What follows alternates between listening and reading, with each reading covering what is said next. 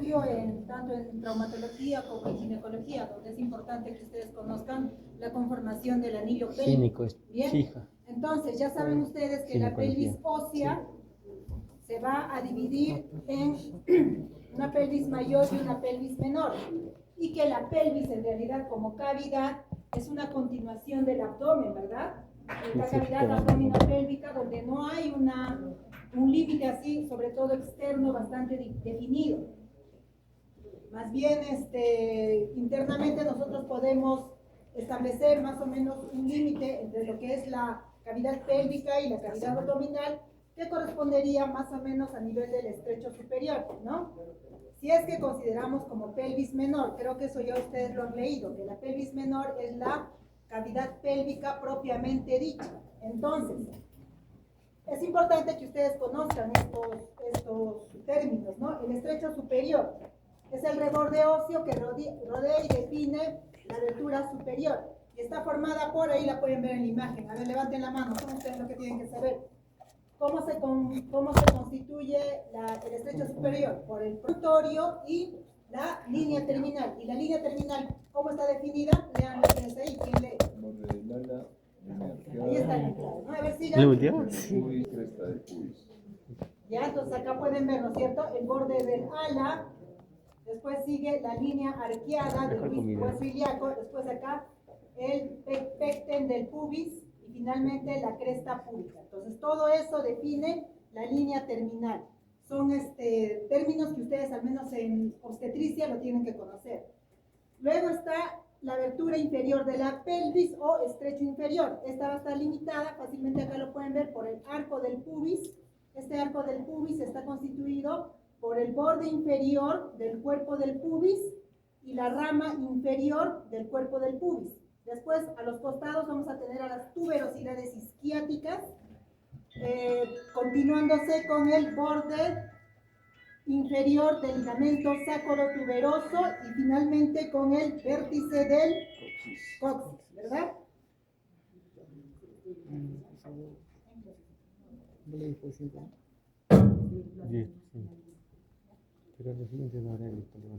Ya, entonces ven que tiene una forma romboidea en la parte anterior y en la parte posterior va a estar constituido por los ligamentos, ¿no? Entonces más o menos le va a dar esta estructura. Entonces ese estrecho inferior, como pueden ver en su constitución, va a tener a este arco del pubis que ustedes lo pueden ver en una radiografía. Entonces también habrán encontrado que el arco del pubis va a ser más agudo en el varón en relación a la mujer, que son diferencias que nosotros vamos a encontrar cuando hablamos de dimorfismo sexual, ¿verdad? Entonces, también acá, por favor, no se olviden que este estrecho inferior va a ser importante para que ustedes también delimiten la zona del perineo. Eso también lo vamos a hablar después. ¿Ya? Igual, vamos a hablar así rápidamente de pelvimetría. ¿Por qué es importante la pelvimetría? En realidad, la pelvimetría es un estudio que nosotros hacemos, sobre todo a la gestante, para saber el tipo de pelvis que va a tener y la dificultad si se va a presentar en el caso del parto. Bien, entonces esta pelvimetría generalmente se hace de forma clínica durante la gestación, pero como diagnóstico ya, como una herramienta de diagnóstico ya como tal, se hace en el trabajo de parto, sobre todo cuando nosotros tenemos un paciente que está yendo bien en su trabajo de parto y de pronto ustedes van a ver que se detiene o hay alteraciones en la evolución del trabajo del parto. Entonces, si ustedes encuentran eso, tienen que evaluar, ¿no? Varios criterios clínicos y si es más difícil o hay mucha duda y hay tiempo, posibilidad, en realidad la pelvimetría se hace por resonancia magnética. Antes se hacía por radiografía, por tomografía, pero son estudios riesgosos. Entonces, realmente la que tiene utilidad es por resonancia magnética. Pero ¿creen ustedes que en su centro de salud, no sé dónde les toque, van a tener esa posibilidad? No, no es cierto. Entonces si bien es cierto, tienen que conocer estos diámetros, sí les va a ayudar a por lo menos clínicamente saber o más o menos tener indicios de si tienen problemas, sobre todo en la enfermedad, en la alteración que se conoce como desproporción cefalopélvica, ya que es la causa más frecuente de trabajo de parto prolongado, detenido, obstruido. Son varios términos que se pone a esta condición, ¿ya? Pues la causa más frecuente generalmente es la desproporción cefalopélvica.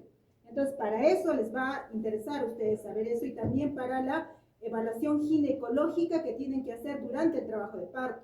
Las maniobras que tienen que hacer en obstetricia las van a hacer tratando de buscar estos diámetros, ¿ya? Entonces, justo esto está en relación a lo que ahora tienen que estudiar, ¿no? Sobre todo acá que nos interesa el canal del parto. Pues como pueden ver, está constituido por el canal óseo y el canal blando. El canal óseo está en las estructuras que ya han visto la anterior vez y lo que ahora han leído. Está ahí la pelvis ósea, el estrecho superior, el estrecho medio y el estrecho inferior. De esto lo que tienen que acordarse es que el estrecho medio es la parte más estrecha, valga la redundancia, del canal. Es la parte más angosta del canal, el estrecho medio. Y esto se debe a qué, sobre todo, por el desarrollo de las espinas ciáticas, ¿ya? ¿Qué es lo que sucede? ¿Por qué los animales no tienen problemas en el parto? No tienen que ser asistidos en el parto. Porque no tienen espinas ciáticas. Solitos ellos dan. Nosotros, ¿por qué se nos complica tanto a los hombres, a las mujeres, que somos siempre complicadas? ¿Por qué se nos complica tanto? Inexistencia de espinas ciáticas. Porque hemos adoptado la posición bípeda. Ese es nuestro problema, ¿ya? Al adoptar nuestra posición bípeda, ¿qué es lo que pasa? El tronco va a pasar de ser horizontal a vertical. ¿Eso qué significa? Que los órganos viscerales, el contenido torácico del tronco, tiene que vencer los efectos de la gravedad, ¿ya? Para que haya un buen soporte, ¿ya? La columna, el sacro, en la posición bípeda, cambia su eje, cambia su disposición. Entonces, esas alteraciones, esos cambios evolutivos han hecho pues que la pelvis tenga como función el soporte, ¿ya? Y el punto para la bipedestación, para que los músculos estén ahí apoyados y se pueda producir la bipedestación. ¿Sobre todo de quién? De las espinas ciáticas, ¿ya? Es por eso que los varones incluso van a tener unas espinas ciáticas más prominentes. ¿Alguien ha leído por qué las espinas ciáticas del varón es más prominente que de la mujer? ¿Porque le gustó así? Acabo de hablar de dismorfismo sexual. Por el mayor. Que no tienen hijos, no van a dar parto. Bueno, puede ser una razón. Pero hay otra razón que tiene que ver con la reproducción también. Punto de apoyo, ¿si han leído de qué? De los músculos. No, ¿qué tiene que ver con la reproducción? Los músculos del perineo, ¿ya? Bulbo cavernoso, que han leído. ¿Para qué? Para que esos sean puntos de anclaje, por ejemplo, ¿para qué? Para la erección del pene. Por eso, por ejemplo, esa es una causa más, por eso los varones van a tener espinas ciáticas más prominentes que las mujeres, ¿ya? Y eso pues hace que a nosotros de tener unas espinas ciáticas menos prominentes también no tenga pues un problema en el descenso del canal del parto, entonces en el descenso del bebé, ¿no? De la cabeza del bebé. Entonces eso sobre todo se da en el estrecho medio. Entonces recuerden eso, ¿ya? El estrecho medio es el lugar más angosto por donde tiene que pasar la cabeza y es el primer lugar donde se va a producir alteraciones de la enfermedad de la desproporción cefalopélvica. Ahí va a estar la mayor cantidad de problemas, ¿ya? Entonces, en el canal blando ya van a leer después las estructuras relacionadas a la mujer. Va a estar desde el útero, pero desde el segmento uterino inferior, la vagina, el suelo pélvico, el perineo, la vulva, que es lo que también tienen que leer. ¿Ya? También ahí pueden ver que en la pelvis ósea también nos importan las articulaciones sacroiliacas, porque tienen un papel fundamental en el desarrollo del parto. ¿Ya? Bien, entonces vamos a tratar de avanzar rápido. Entonces, para nosotros conocer el tipo de pelvis que vamos a tener, porque no es, pues, ustedes ya lo han leído, ¿no? No es que todas las mujeres vamos a tener la pelvis ancha y todos los varones estrecha, no. Son 4 tipos de pelvis que vamos a encontrar en las personas. Y en el caso de la mujer es la que nos interesa, ¿no? Entonces, ahí ya tienen ustedes los diámetros, ¿ya? Van a encontrar un poquito de variaciones en la bibliografía que lean en cuanto a los valores de los diámetros. Y a veces en el examen, cuando les ponemos, aquí viene la discusión, no, yo he leído en tal libro que el diámetro tanto mide 10, el otro mide 11. Ya, miren, lo importante es que ustedes sepan cuándo es un valor crítico para que sepan si estamos ante una pelvis estrecha o no, ¿ya? Porque valores así por centímetros más o menos van a encontrar ahí diferencias, ¿ya? Ahí les he puesto, ya ustedes conocen los diámetros con sus valores de cada uno, pero lo más importante es que conozcan el conjugado anatómico. ¿Qué diámetro es? ¿Cómo se llama? Promonto subpúbico, ¿ya? No sé qué valores habrán encontrado ustedes, pero sepan que pelvis estrecha ya se sospecha cuando este diámetro es menor a 11, ¿ya? Entonces, por ahí van a decir, no, yo he leído 12.5, yo he leído 13, 14, no sé, ahí siempre nos viene. Pero si me dicen diámetro anatómico, me ponen ahí 11, yo he leído en el libro 11, no, pues. ¿Por qué? Porque estaríamos hablando de una pelvis estrecha. Entonces, 11 a menos, pelvis estrecha. ¿Ya? Suficiente. A mí con que me digan, ¿mayor a 11? le pongan 11.5, 12, no me peleo. Pero si me ponen 11 o 10.5, no, están hablando de una pelvis estrecha. 9. ¿Ya? Luego, el conjugado obstétrico. El conjugado obstétrico, también lo han leído ahí, ¿no? Ahí están los valores. Pero pelvis estrecha, ¿cuándo se considera? Menos de 10. ¿Ya? No me interesa qué valores hayan leído ahí en Rubier, en Tórtora, no sé, ¿no? Entonces, ¿qué es lo que me importa a mí? Que el conjugado obstétrico no debe ser menor a 10. ¿Ya? Menor de 10, pelvis estrecha. Luego, el conjugado diagonal, ¿cuánto? Menos de 11. ¿Ya? Con que me sepan eso es suficiente. Para mí suficiente. ¿Ya? Entonces, como van a ver, todos estos diámetros, como les dije, se valoran por radiografía, ¿ya? De preferencia, la resonancia magnética. Pero lo que ustedes tienen que saber en clínica son los que van a evaluar ustedes mediante el tacto vaginal. ¿Y cuál es el diámetro que ustedes lo evalúan por tacto vaginal? El conjugado diagonal, exactamente, el conjugado diagonal. Ese sí lo van a medir por tacto vaginal. Es el oblicuo. ¿Ya? Y tienen que saber que el conjugado diagonal va a ser 1.5 centímetros más que el conjugado obstétrico. Entonces ustedes van por el tacto vaginal, miden su conjugado diagonal, lo miden. Una vez que han medido el conjugado diagonal, le aumentan 1.5 y ese es vuestro conjugado obstétrico. ¿Ya? Entonces uno de los parámetros más fidedignos de pelvis estrecha es el conjugado obstétrico en realidad. ¿Ya? Entonces ustedes por tacto vaginal, ¿cómo lo van a hacer? Van a ingresar con la mano en esta posición, así la palma extendida, ingresan con los dedos y el dedo mayor, el tercer dedo tiene que tratar de tocar el promontorio. Entonces tratan de tocar el promontorio y en el punto que tocan el promontorio chocan con la sínfisis del pubis. Entonces ahí hacen una marquita. Ahí hacen una marquita, entonces esta va a ser la distancia del conjugado diagonal. ¿Ya? Entonces ustedes tienen que saber cuánto mide sus centímetros, la diferencia entre el segundo dedo y el tercer dedo. Entonces ustedes miden esto con una regla, le aumentan esto y ahí tienen el conjugado diagonal. ¿Ya? Luego le aumentan 1.5, perdón, le disminuyen 1.5 y ese va a ser el conjugado obstétrico.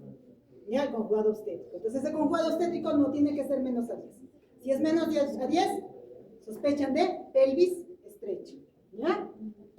Bien, después tenemos el diámetro transverso máximo, que es el diámetro que se va a encontrar donde las líneas terminales se alejan más. Ya saben qué es la línea terminal, ¿no es cierto? Les he puesto ahí. En la línea terminal, eso en una radiografía o una resonancia lo van a ver. Marcan su línea terminal. Los puntos más alejados de la línea terminal, ahí marcan una línea, ese es el diámetro transverso. ¿Ya? ¿Para qué me sirve el diámetro transverso? Estos de acá, sobre todo para ver si hay pelvis estrecha. ¿Ya? En cambio, el diámetro transverso, sobre todo para ver si es una pelvis platipeloide o androide. ¿Ya? Igual también, no sé qué valores habrán leído ustedes, pero este valor no debe ser más de 12,5. Más de 12,5, pelvis platipeloide o pelvis androide. ¿Ya? Bueno, otros diámetros que no tienen mucha importancia.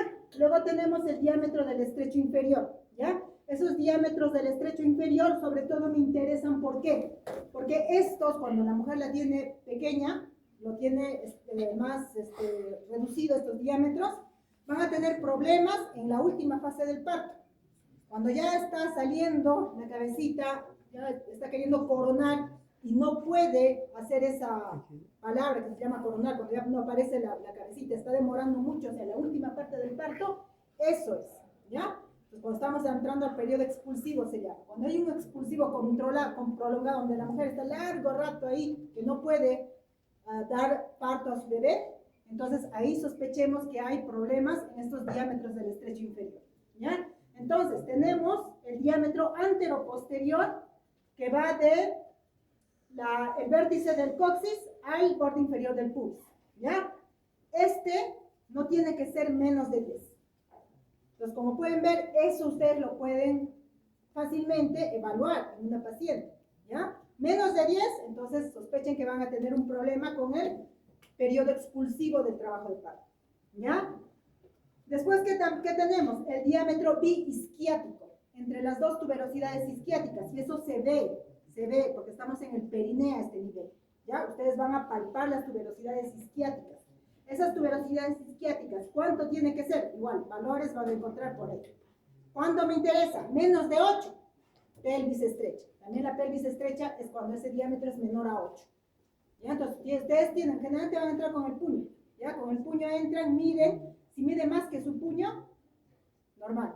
Si está justo igual que su puño, de hecho que es menos de 8 centímetros, ¿no?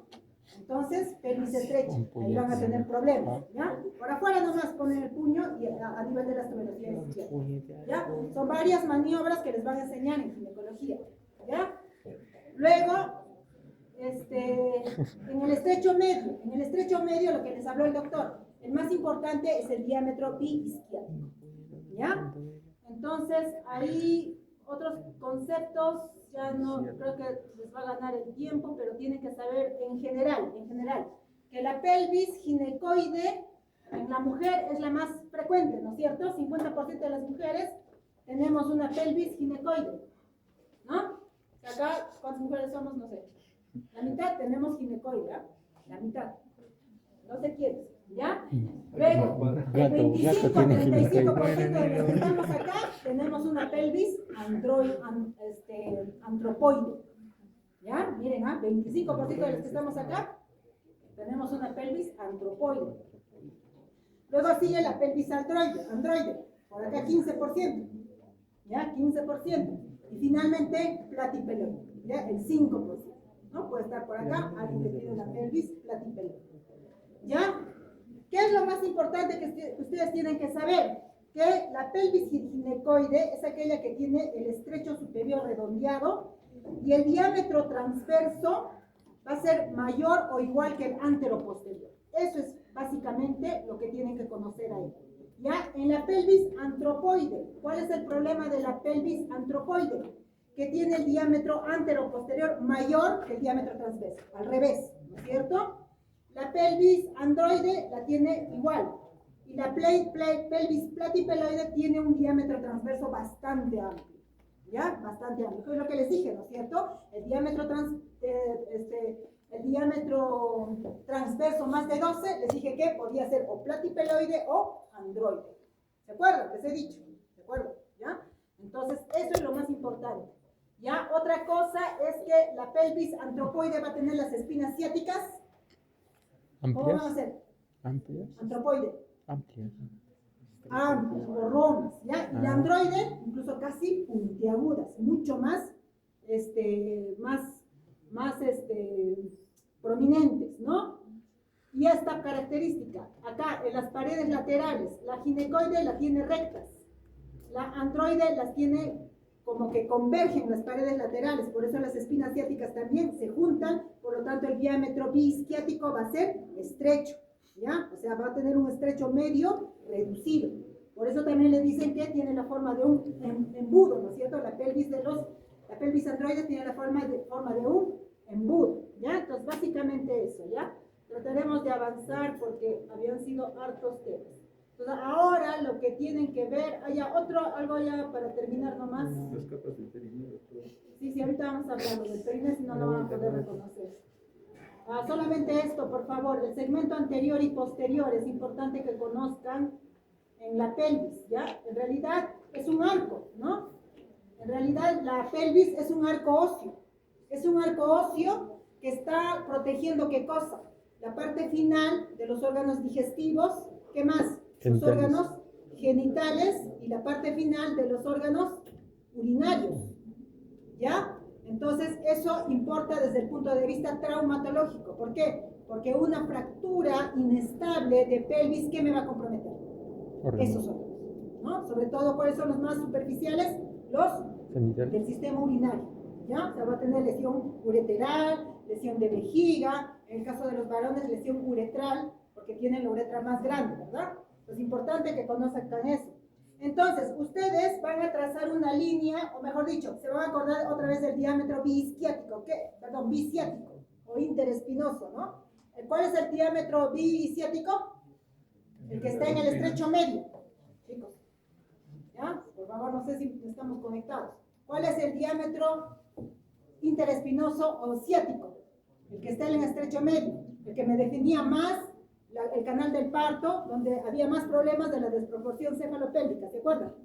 Además se supone que han leído, ¿ya? Entonces, ese diámetro biciático interespinoso que está en el estrecho medio, ¿cuánto tenía que valer? Más de 10, ¿ya? No me importa, 11, 11.5, 12.8, se pelean por ahí, no me interesa. Más de 10, porque menos de 10, pelvis estrecha, ¿cierto? Pelvis estrecha, problemas de desproporción cefalopélvica, ¿ya? ¿Quién más tiene pequeño? La pelvis androide. ¿Cierto? La pelvis androide va a tener un diámetro pequeño, ¿ya? Menos de 10 no, pero va a ser pequeño, ¿ya? Entonces, la pelvis androide también, ¿ya? Entonces, ustedes trazan o se acuerdan de ese diámetro bisiático, lo que está por atrás, todo eso va a ser el arco posterior del anillo pélvico o segmento posterior, ¿ya? Y lo que está adelante va a ser el segmento anterior. Entonces, lean ahí qué estructuras tenemos en el segmento anterior. ¿Qué tenemos? Anillo pélvico.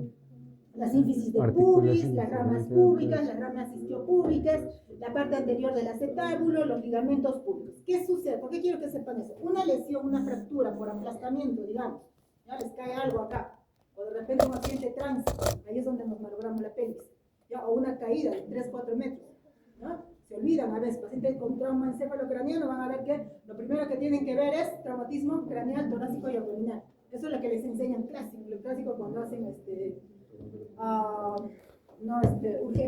¿no? Atención a emergencias, el TCL, me olvidé las guías de traumatismo, ¿ya?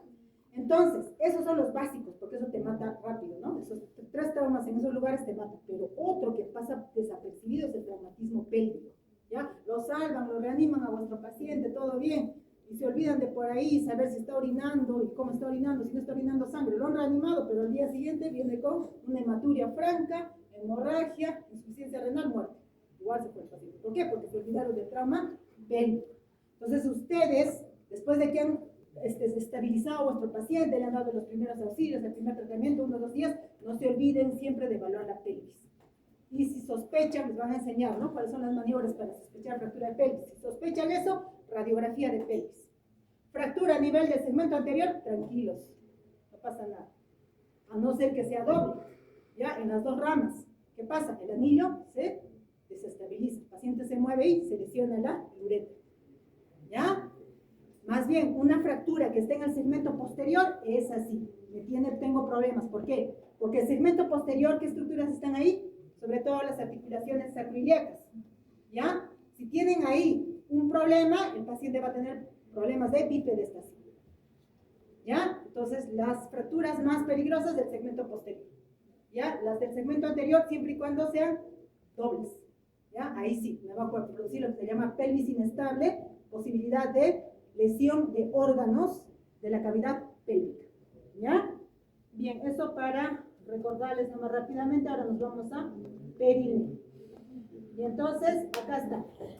Acá pueden ver bien una imagen mejor de su anillo pélvico. Entonces, acá pueden ver ustedes, ¿esto qué sería? ¿Qué sería ese puntito por donde está pasando, que estoy señalando ahí? ¿Qué es? Ya la espina. No creo. ¿Qué es? Borde superior de pelvis. Estrecho superior. Es la línea terminal, pues es un corte que está pasando por la línea terminal. Entonces arriba pelvis mayor, abajo pelvis menor, ¿ya? Entonces el abdomen se continúa con la pelvis, no hay una línea de separación como tal, solamente este estrecho superior que más o menos nos dice, ¿no? Estoy hablando de la pelvis menor, cavidad pélvica propiamente dicha, ¿ya? En realidad esta es la pelvis propiamente dicha. Pero vean que acá hay un diafragma. ¿Cómo se llama ese diafragma? Diafragma pélvico. Ese diafragma pélvico, mire cómo se extiende como una tienda de campaña, ¿no es cierto? Entonces, ¿para qué sirve ese diafragma pélvico? Les he dicho.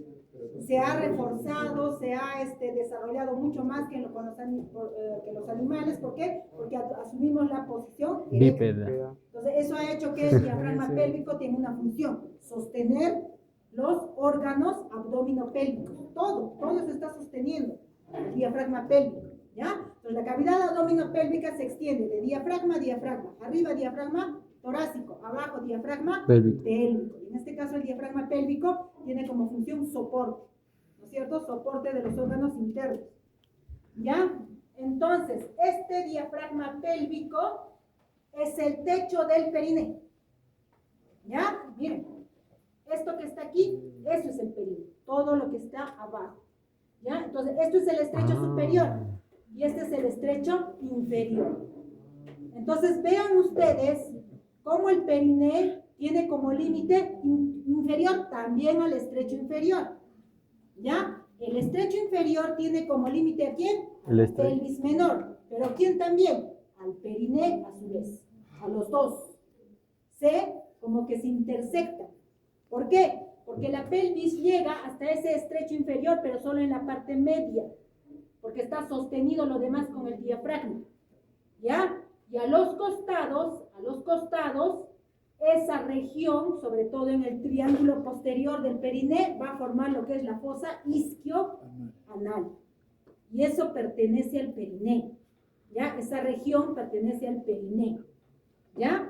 Entonces, esto es el periné, ¿no? Todo el espacio que queda entre el diafragma pélvico y el estrecho inferior, ¿ya? Entonces, como pueden ver, es un compartimiento superficial del organismo, porque ustedes sí lo van a ver cuando el paciente esté en posición genupectoral, ¿ya? ¿No conocen esa posición? Con las patas abiertas. Echada, con las piernas, el paciente echado con las piernas abiertas y flexionadas, ¿ya? Ahí van a ver así el periné. Entonces ahí tienen ustedes el periné, ¿ya? Entonces como pueden ver es un área romboidal delimitado por el estrecho inferior, ¿ya? Se extiende desde el monte de pubis hasta las caras mediales internas de los muslos, ¿ya? Donde van a encontrar al pliegue interglúteo. La parte final del pliegue interglúteo, ahí va a llegar y hasta ahí es el periné. Porque más arriba, por atrás, es la región glútea, ¿verdad? Entonces, solamente este triángulo, perdón, esta zona romboidal, ese es el periné. ¿Ya? Entonces, el periné va a estar formado, va a tener unos límites que son osteofibrosos, ¿ya? Acá tenemos la sínfisis del pubis, las ramas isquiopúbicas, es decir, el arco púbico, las tuberosidades isquiáticas, los ligamentos sacrotuberosos posterolateralmente, ¿no? Y el vértice del coxis. Ese es el límite del periné, ¿ya? Es decir, el estrecho inferior de la pelvis, ¿ya? Entonces, ustedes van a trazar una línea de las dos tuberosidades. Esa era ¿qué era eso? El diámetro biisquiático, no bisiático, ¿no es cierto? Por ahí me estarán copiando, ¿no? Biisquiático, porque está entre las tuberosidades isquiáticas. Entonces, ese diámetro es superficial y ustedes fácilmente lo pueden medir midiendo la distancia entre las dos tuberosidades isquiáticas cuando ponen al paciente en posición genupectoral. Ahí van a verlas o van a palpar las tuberosidades isquiáticas, ¿ya? Entonces, ustedes trazan una línea por trazan el diámetro biisquiático y van a dividir el periné en un triángulo urogenital y un triángulo anal, ¿ya? Entonces, vean acá, el triángulo urogenital y el triángulo anal confluyen hacia el centro. ¿Por qué? Porque el diafragma pélvico tiene la forma de una tienda de campaña, donde ahí va a chocar con las estructuras que van a estar en el estrecho inferior. ¿Ya? Entonces, van a ver que tanto el triángulo anal como el triángulo urogenital van a ser diferentes. ¿Ya? ¿Por qué? Porque en el triángulo anal ustedes van a encontrar a la fosa isquioanal, la que les mostré, ¿no es cierto? Acá. Lo mismo también en el varón y en la mujer, estos triángulos van a ser diferentes, ¿ya? Entonces, el triángulo urogenital es el que va a estar anterior a la línea intertuberosa o interisquiática, y este triángulo va a estar cerrado por una membrana, que es la membrana perineal. ¿Alguien sabe qué es la membrana perineal? Membrana perineal. Esta es la membrana perineal. ¿Ya? Esa membrana perineal. Esa. ¿Ya? Entonces, esta membrana perineal es una delgada lámina, es una fascia profunda que se tensa entre los lados derecho e izquierdo del arco del pubis. ¿Ya? ¿Y para qué sirve esa membrana perineal? Es una membrana que deja pasar a los orificios, en el caso del varón de la uretra y en el caso de la mujer de la vagina. ¿Ya? Entonces, esta membrana perineal se va a encontrar en el triángulo urogenital. Entonces, ustedes van a hablar así de planos y a la membrana perineal van a agarrarla de referencia. Acá va a estar la membrana perineal. Ahí pueden ver, esa es la membrana perineal. ¿Ya? Entonces, esta membrana perineal va a hacer que divida en el triángulo urogenital a dos espacios. Lo que está por debajo va a ser el espacio superficial. ¿Estamos de acuerdo que sea superficial? ¿Estamos de acuerdo o no estamos de acuerdo? Sí, porque está yendo hacia la superficie, ¿verdad? Mientras que el que está superior a la membrana perineal va a ser el espacio perineal profundo. ¿Entendido? ¿Ya? Aquí arriba, ¿qué cosa tenemos? El diafragma pélvico. Habrán visto que el diafragma pélvico está constituido por varias estructuras, de las cuales el más importante, ¿cuál es? El músculo elevador del ano y el coxisio. Entonces, acá ustedes están viendo al elevador del ano. ¿Ya? ¿Y cuál es el coxisio? Entonces, este sería el espacio perineal profundo, esta es la membrana perineal y este es el espacio perineal superficial. ¿Ya? Aquí pueden ver. Entonces, sabiendo eso, vamos a hablar de los planos. De la superficie para adentro. ¿Qué tenemos? Primero la piel. ¿Ven? Después que está el panículo adiposo o tejido celular subcutáneo. Seguido a esto vamos a tener este engrosamiento del tejido celular, que es una fascia, la fascia de Coles. ¿Se acuerdan de esa fascia? Lo habrán visto en miembro inferior. Me han leído los chicos. Sí. ¿De quién será a continuación esa fascia de Coles? Fascia de escarpa, fascia de... Ya se han olvidado. Ya, acá está, la fascia de Coles. Después de la fascia de Coles, ¿qué cosa tenemos? Tenemos esta bolsa subcutánea, ¿ven? Miren, es grasa también, está conteniendo estos músculos. Se conoce como la bolsa subcutánea del periné. Acá que encontramos vasos y nervios perineales. ¿Ya? Después, ¿qué tenemos? La fascia perineal profunda. Acá está, esta fascia. Fascia perineal profunda o fascia de Gallaudet. ¿Ya? ¿Se acuerdan de... Ahí se me dio ahorita en el abdomen? ¿Cómo se llamaban esas fascias? Había unas fascias en el abdomen. Ahorita se me dio. Continuación de esas fascias del abdomen, ¿ya? Esta es continuación de las fascias del miembro inferior y esta es del abdomen, ¿ah? Después de eso, ¿qué tenemos? De la fascia de Gallaudet viene el espacio perineal superficial. ¿Ya? Todo esto que acá les había hablado. Espacio perineal superficial. Después, ¿qué viene? La membrana perineal. La membrana perineal. Después, el espacio perineal profundo. ¿Qué encontramos en el espacio perineal profundo? Los músculos profundos del periné. ¿Y qué encontramos en el espacio perineal superficial? Los músculos superficiales del periné. ¿Ya? Por eso era importante que ustedes conozcan. Después de eso, ¿qué tenemos? Bueno, este ya es en la parte posterior. Vamos a tener a la fosa isquional, este es en el triángulo posterior.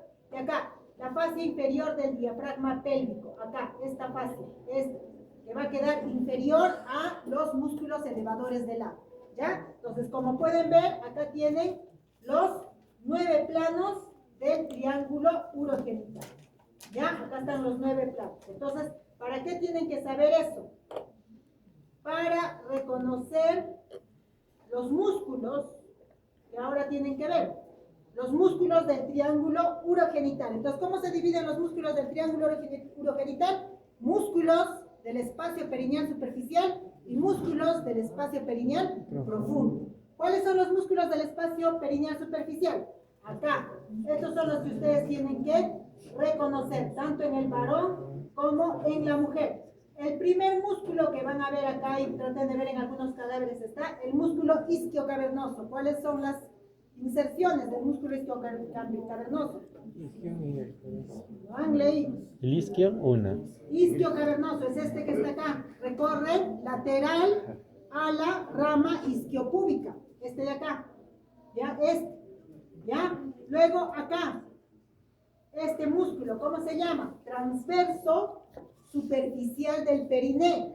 Ese músculo está junto al borde posterior de la membrana perineal. Sí les he mostrado la membrana perineal. ¿Han visto cómo está solo en el triángulo anterior? En el triángulo posterior estaba libre, ¿no es cierto? En el borde posterior de la membrana perineal, ahí van a encontrar a este músculo. ¿Cómo se llama? Músculo transversal superficial. ¿Ya? Y esto es la membrana perineal. ¿Ya? Esta es la membrana perineal. ¿Cómo está? ¿Ya? ¿Qué músculo nos falta? El bulbo esponjoso. Este de acá. Este es el músculo bulbo esponjoso. Eso solo de ver en mujeres. ¿Ya? Entonces, 3 músculos de la fascia superficial, perdón, 3 músculos del espacio perineal superficial. Acá lo han retirado, por si acaso, esta membrana, que es la membrana perineal. Ya les he dicho, lo que queda por debajo de la membrana perineal, ese es el espacio superficial. Entonces, este musculito que está quedando ahí es del espacio perineal profundo, porque lo han retirado la membrana perineal, ¿ya? Entonces, son estos 3 músculos que ustedes van a encontrar en el espacio perineal superficial. ¿Cómo se llama este músculo? Chicos, ¿cómo se llama El isquiocavernoso. El transverso superficial del periné. Bulbo esponjoso. Bulbo esponjoso. Aquí está, 3 musculitos, así de simple. ¿Ya? Ahora, en la mujer, retiramos esta membrana perineal y nos encontramos con el músculo del espacio perineal profundo. Entonces, miren, esta es la membrana perineal. Acá lo han retirado, ¿ya? Esta es la membrana perineal.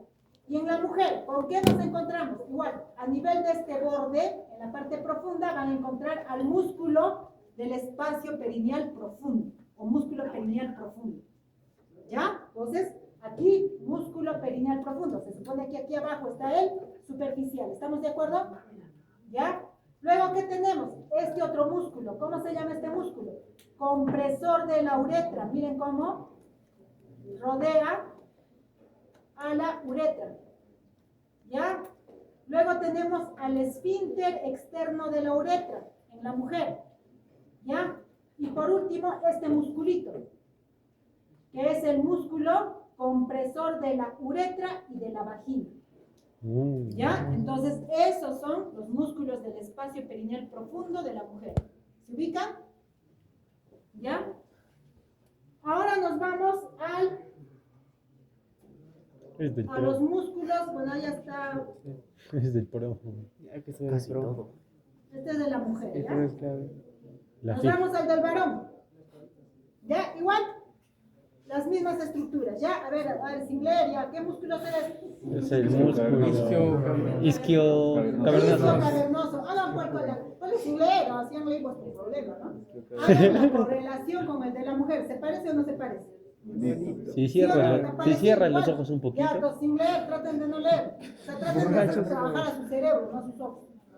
¿Ya qué músculo es este? Estamos en el espacio perineal superficial. El transverso superficial del periné. Perfecto, músculo transverso superficial. ¿No es cierto? Está en el borde posterior de esta membranita, la membrana perineal. ¿Ya? ¿Qué será todo esto? El bulbo esponjoso. El bulbo esponjoso. Ay, ay, ay. Ya, ese es el bulbo esponjoso en el varón. Ya, en relación al cuerpo cavernoso del pene. Ya, entonces ese es el músculo bulbo esponjoso. Este es el isquiocavernoso Y es el transverso superficial del pene. superficial. Eso por lo menos es lo que tienen que encontrar en vuestro Cuerpito. cadáver, ¿ya? Ahora, Abre en las el- patas. Vamos a hacer el vivo. del espacio, del espacio profundo, ¿qué van a encontrar? Le noto el que me diga el compresor del esfínter, el compresor de la comedia, Esfínter urovaginal. urétero vaginal, ¿cierto? Ya, felizmente los varones son menos complicados ahí. ¿Qué habrá en el espacio perineal profundo? Solo estos dos, ¿no? Músculo perineal transverso profundo y el esfínter externo del ovario. Eres más Nada facilito. más.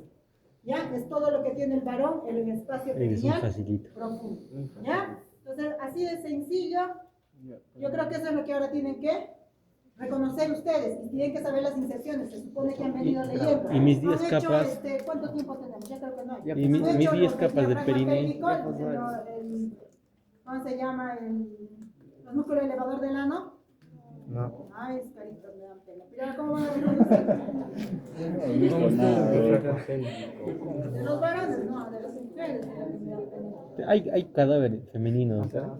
Hay uno, ¿Ahí? una abuelita. Ya, no, rápidamente. Que te mira así intentaremos, ¿ya? cuando le estás manipulando. El elevador del ano es un complejo muscular en realidad, ¿ya? En algunos libros dice que es un músculo, en otros dice que es un complejo Ahí está, muscular. el elevador de tu fotito. Ya, no se olviden del centro tendinoso, ¿ah? Todos esos músculos que hemos hablado del periné se refuerzan en la línea media, a nivel del diámetro interespinoso. Y ahí va a haber un reforzamiento de tendones que va a formar el centro tendinoso. ¿Ya? El centro tendinoso. ¿Ah? El elevador del ano. Entonces, el elevador del ano, ¿de dónde a dónde va? Chicos, ustedes tienen que saber eso. Ya tiene que ser sínfisis púbicas. Pubis. ¿Dónde será? Miren, el elevador del ano se origina así. Entonces, esa forma, esa membranita que habían visto en forma de tienda de campaña, ¿quién lo conforma más? Es el elevador del ano. ¿Ya? Se origina en cada lado en la pared de la pelvis. Discurre en sentido medial e inferior. Así, inferior va.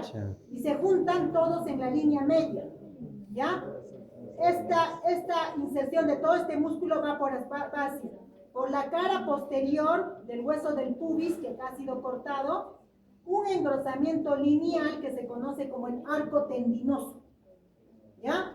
Un engrosamiento lineal que es este, que se conoce como el arco tendinoso. ¿Ya? Luego después vamos a tener a la espina ciática y desde ahí toda esa parte es la inserción del elevador del ano. Todo eso. ¿Ya?